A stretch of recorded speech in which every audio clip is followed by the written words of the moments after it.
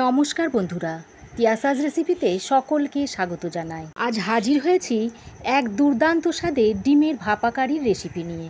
একবার এভাবে বানিয়ে দেখুন, আশা করছি আপনাদের ভীষণ ভালো লাগে। আমার চ্যানেল এখনও না সাবস্ক্রাইব করা থাকলে প্লিজ চ্যানেলটা সাবস্ক্রাইব করার অনুরোধ রইল। আমি এখানে 4টে ডিম ভেঙে নিচ্ছি, তবে আপনারা আপনাদের প্রয়োজন অনুযায়ী ডিমটা বাড়িয়ে বা কমিয়ে নিতে পারেন। এবার ডিমে পরিমাণ মতো নুন আর গোলমরিচের গুঁড়ো দিয়ে ডিমটাকে ভালো করে ফেটিয়ে নিচ্ছি। ডিম ভালো করে ফেটানো হয়ে গেলে এবার আমি এখানে একটা প্লেট নিচ্ছি, তবে আপনারা টিফিন কৌটোও নিতে পারেন। এখন প্লেটে খুব ভালো করে তেল ব্রাশ করে নিচ্ছি। প্লেটে ভালো করে তেল ব্রাশ করা হয়ে গেলে এবার ফেটানো ডিমটা প্লেটের মধ্যে ঢেলে দিচ্ছি।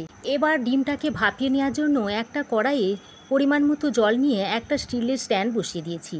তারপর ডিমের প্লেটটা স্ট্যান্ডের উপর বসিয়ে দিয়েছি। এমনভাবে বসাতে হবে যেন জলটা প্লেটের তলায় ঠেকে থাকে। তারপর ঢাকা দিয়ে 6 মিনিট ভাপিয়ে নিয়েছি।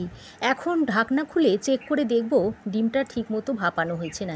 তবে আমার ডিমটা ভাপানো হয়ে গেছে, এখন আমি নামিয়ে নিচ্ছি। তবে যদি একটু কাঁচা থাকে তাহলে খানিকক্ষণ বসিয়ে রেখে দেবেন। এবার কিছুক্ষণ ঠান্ডা করে নিতে হবে। ততক্ষণে একটা মিক্সিং জারের মধ্যে দিয়ে দিচ্ছি 1.5 ইঞ্চ মতো আদা, একটা কাঁচা লঙ্কা, 6-7টা মতো কাজু ভেঙে দিয়ে দিচ্ছি, আর দিয়ে দিচ্ছি 1 টেবিল চামচ মতো টক দই। তারপর টক দইটা দিয়ে এরকম একটা মিহি পেস্ট তৈরি করে নিয়েছি। এখন ডিমের ভাপাটা একটু ঠান্ডা করে নিয়ে একটা নাইফের সাহায্যে কেটে নিচ্ছি। আমি এখানে কিউব শেপে কেটে নিচ্ছি, তবে আপনারা আপনাদের পছন্দ মতো যে কোনো শেপে কেটে নিতে পারেন।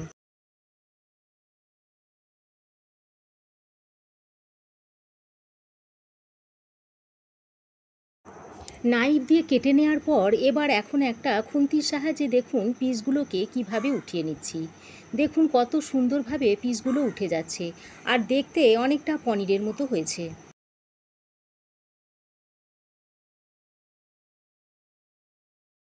এখন রান্নাটা করার জন্য একটা কড়াই গরম করে দিয়ে দিচ্ছি সর্ষের তেল। এই রান্নাটা আপনারা সর্ষের তেল, সাদা তেল যে কোনো তেলেই করতে পারেন। তেল ভালো মতো গরম হয়ে এলে এখানে একটা তেজপাতা ছিঁড়ে দিয়ে দিচ্ছি।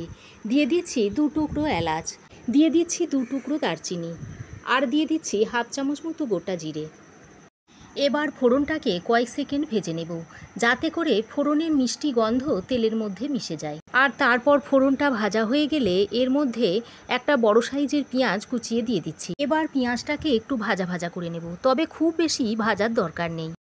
মোটামুটি মিনিট 3 সময় ধরে পেঁয়াজটাকে আমি ভাজা ভাজা করে নিয়েছি, আর এতে করে পেঁয়াজটা একটু নরম হয়ে এসেছে। এবার এ পর্যায়ে একটা মিডিয়াম সাইজের আলু ডুমো ডুমো করে কেটে এর মধ্যে দিয়ে দিচ্ছি। আলুটাকে কিন্তু খুব বেশি বড় করেও কাটিনি, আবার ছোট করেও কাটিনি, মিডিয়াম সাইজ করে কেটে ধুয়ে নিয়েছি। এবার পেঁয়াজটা আলুর সঙ্গে ভাজতে ভাজতে পেঁয়াজে লালচে রং ধরে যাবে। এবার পরিমাণ মতো নুন দিয়ে দিলাম। এ সময় নুনটা দিলে আলুর ভিতরে নুনটা খুব ভালোভাবে ঢুকে যাবে। এবার আমি আলুটাকে ঢাকা দিয়ে দিয়ে ভেজে নেব। প্রায় 3-4 মিনিট ধরে ঢাকা দিয়ে দিয়ে আলুটাকে আমি ভেজে নিয়েছি, আর মাঝে মাঝে ঢাকাটা খুলে নেড়ে দিয়েছি। আলুটা খুব ভালোভাবে ভাজা হয়ে গেছে। এবার এ পর্যায়ে আমি দিয়ে দিচ্ছি ছোট 1 চামচ কাশ্মীরি লঙ্কার গুঁড়ো, আর অল্প একটু হলুদ গুঁড়ো, আর দিয়ে দিচ্ছি 1/2 চামচ জিরে গুঁড়ো আর 1/2 চামচ ধনে গুঁড়ো, আর এখানে দিচ্ছি 1/2 চামচ গোলমরিচের গুঁড়ো আর সামান্য একটু গরম মশলার গুঁড়ো। এবার মশলাগুলো দেয়া হয়ে গেলে আলুর সঙ্গে বেশ ভালোভাবে মিশিয়ে দিচ্ছি। মশলাটা ভালোভাবে মেশানো হয়ে গেলে আগে থেকে যে পেস্টটা তৈরি করে রেখেছিলাম সেটা এখানে যোগ করে দিচ্ছি। মশলার পেস্টটা দিয়ে একবার ভালো করে নাড়াচাড়া করে নিচ্ছি। এবার মিক্সিতে যেটুকু মশলা লেগেছিল তাতে অল্প গরম জল দিয়ে একটু নাড়িয়ে নিয়ে এর মধ্যে দিয়ে দিচ্ছি। এবার মশলাটাকে খুব ভালো করে কষিয়ে নিতে হবে। মশলা যত ভালো করে কষাবেন তরকারির টেস্ট কিন্তু তত ভালো হবে।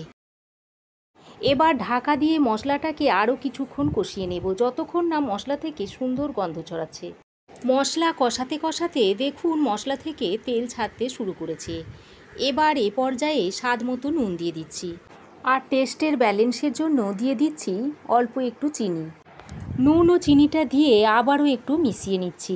আমি আরও 2-3 মিনিট মশলাটা ভালোভাবে কষিয়ে নিয়ে এর মধ্যে পরিমাণ মতো জল অ্যাড করে দিচ্ছি। এখানে আমি 1 কাপ মতো গরম জল অ্যাড করে দিয়েছি।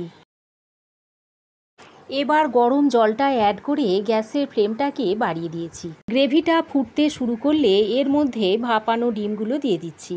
ভাপানো ডিমগুলো দেওয়ার পর গ্রেভির সঙ্গে ভালো করে মিশিয়ে দিচ্ছি, যাতে করে গ্রেভির ফ্লেভারটা ভাপানো ডিমগুলোর মধ্যে ভালো করে মিশে যেতে পারে।